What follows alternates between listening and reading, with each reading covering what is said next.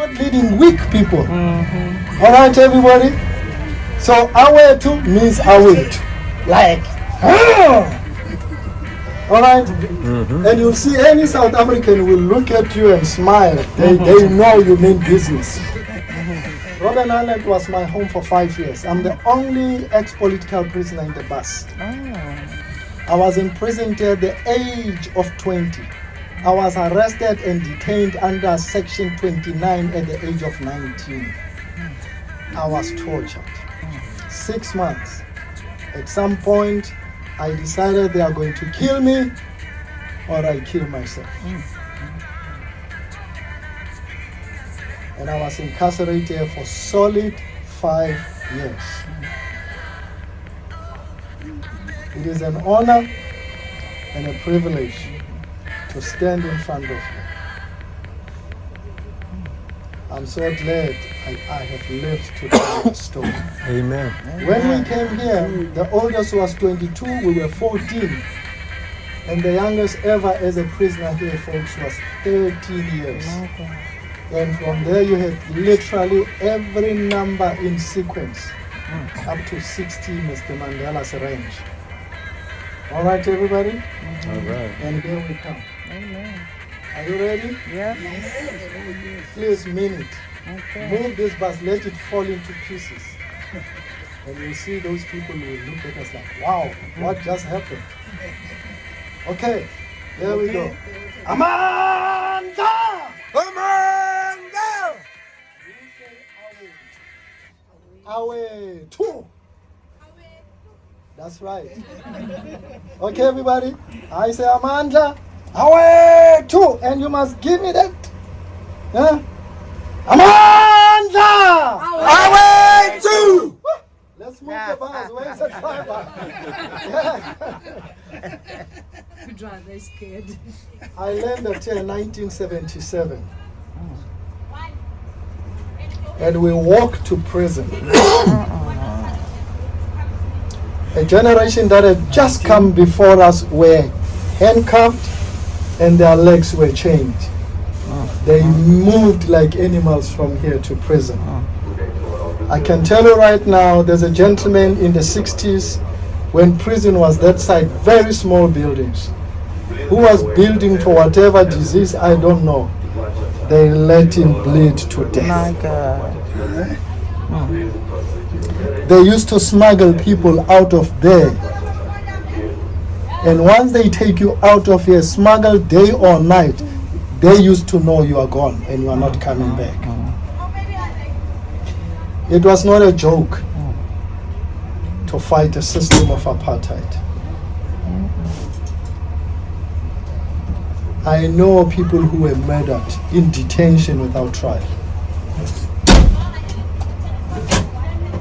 And you can still not ask me to hate. They oppressed out of foolishness based on race.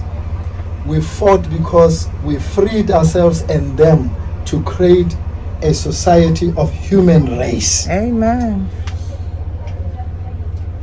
And trust me, it's not worth fighting a struggle based on hate.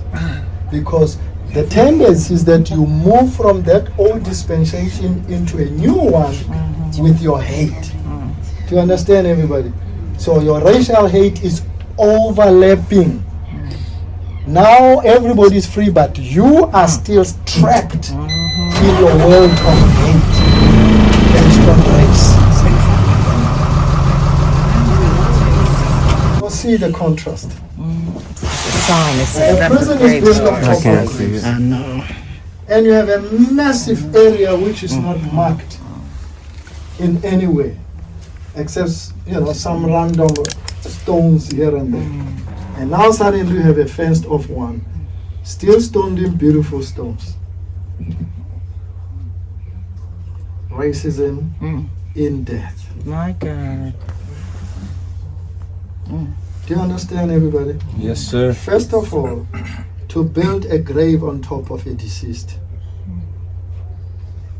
Come on.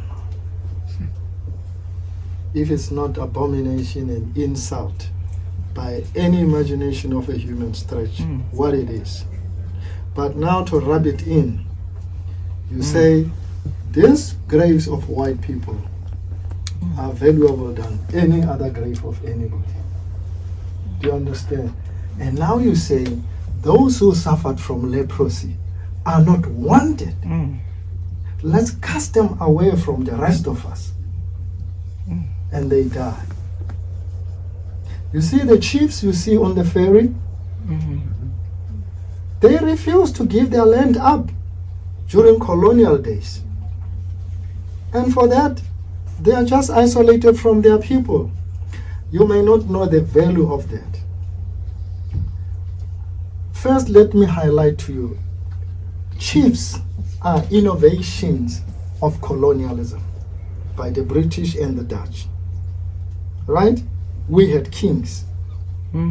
But this group of European people, they decided, we have the monarchy, we have the kings, you understand? You are not equals. Things just get out of order. And everybody, please understand these things, because I know we have a moment. You came here not just for fresh air, but let me make this valuable, so that when you go away, you say, what the hell was that South Africa about? And Modise spoke to us a little bit just to give us an idea.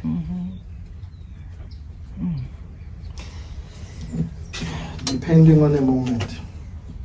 I tell people, please, white folks, with respect, don't say to me as a black or African person, Modise, slavery is gone. Think again.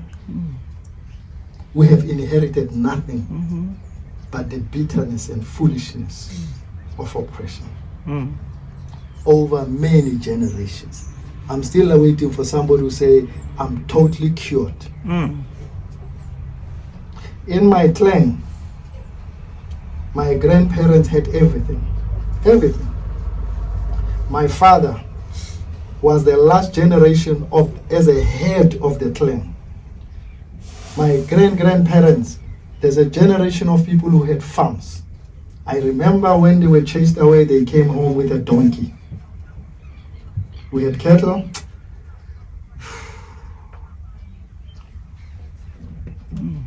Folks, sorry. Take your time. Tomorrow is my last day here. So I say these things for the last time to you today. We had everything in my family. And when I was growing up, even as a 10-year-old, my father used to put me on his laps and share the future with me. Wisdom. When I'm gone, your responsibility will be how to look after the clan. And we were removed by force under an act of parliament called Forced Removal Act. If that's not brutal, for black people to lose the country, the land, they had an act of parliament, 1913, called Land Act. White folks removed us from the land into the periphery.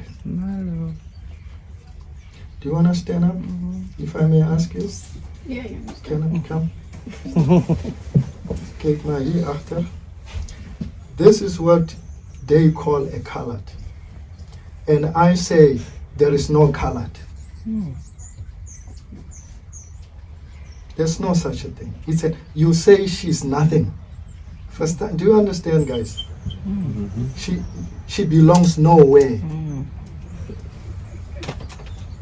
Well, I don't care whether the grandfather is some judge or German or French and met an African woman and whatever happened. If she's born, like she's born in South Africa, she is a South African. Not a color. I can prove to you, sir, we don't have time.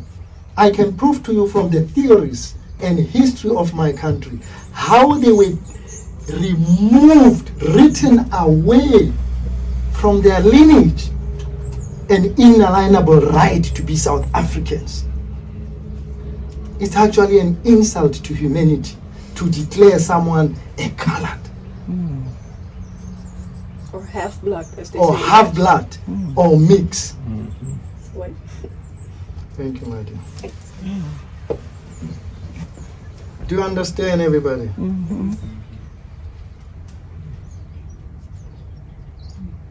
Today, I must speak to you and say black. I must speak to you saying white. We are cheated, all of us, by rich people who bottled us through colonialism, capitalism, and imperialism. Do you understand? In South Africa, I have seen it, she has seen it, how politicians and business people benefited from apartheid. So in the end, I hate white people hate me. And I was like that. I was angry young man. I was the left of left.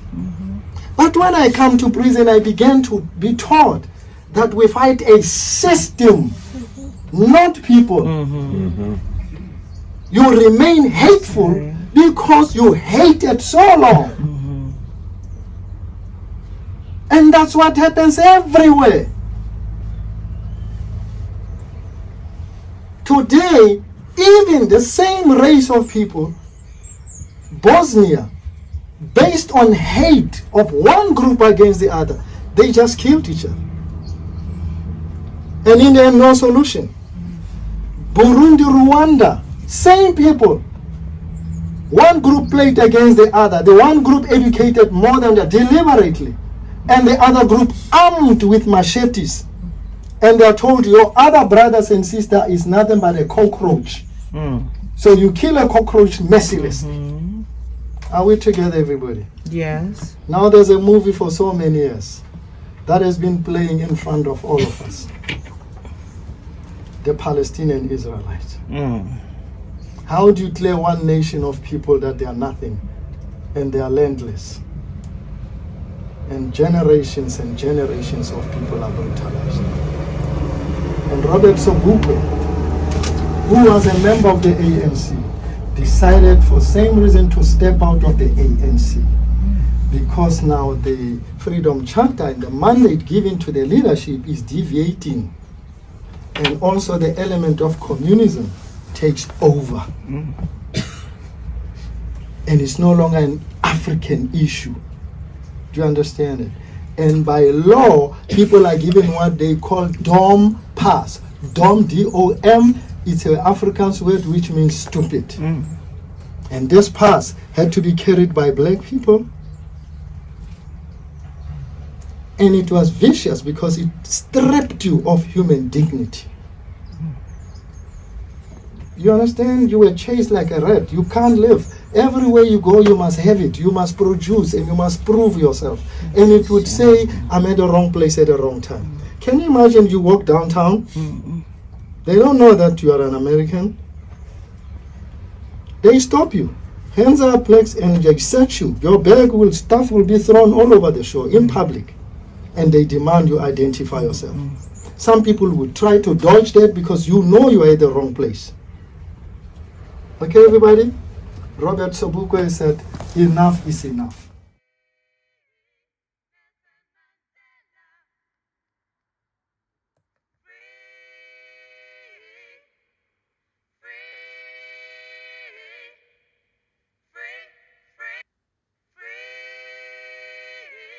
Nelson Mandela, free, free,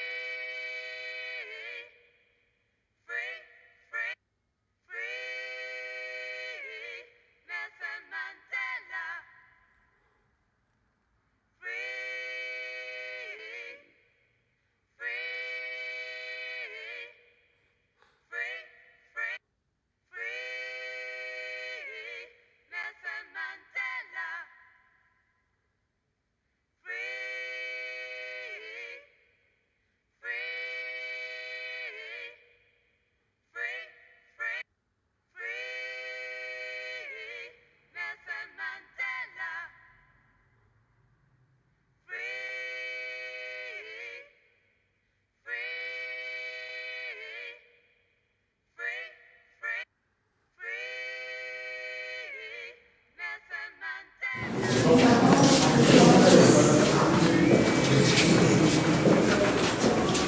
this is what I saw on the thing. You see that?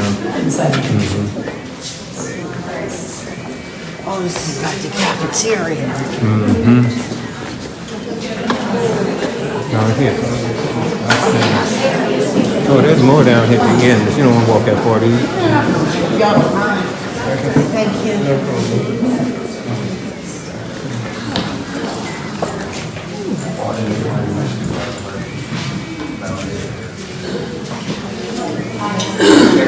All right.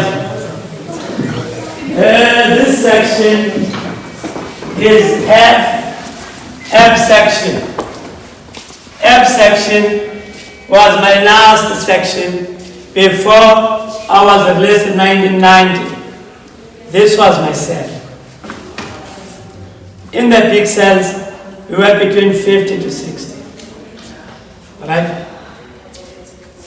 When I arrived, everybody started in the A section, in the single cells. I stayed in A section, single cells, 2 months, under observation. When I completed my observation, I was transferred to this.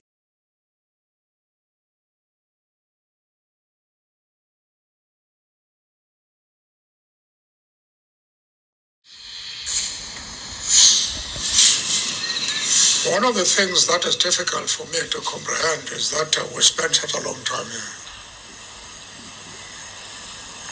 And there were moments of joy. But of course, there were painful moments because the apartheid regime was an expert in persecuting people psychologically. Mandela always said he came out of prison a different man. What was it about life on Robben Island that changed him? Well, the fact that you could sit alone and think gave us a wonderful opportunity to change ourselves, your behavior. I felt quite ashamed because I became busy with politics and with law. And I forgot that the people were very kind to me when I arrived in Johannesburg. And I said, if I ever get a chance of coming out, as I was sure I would eventually, no matter after how long, I would make up for the omissions I made.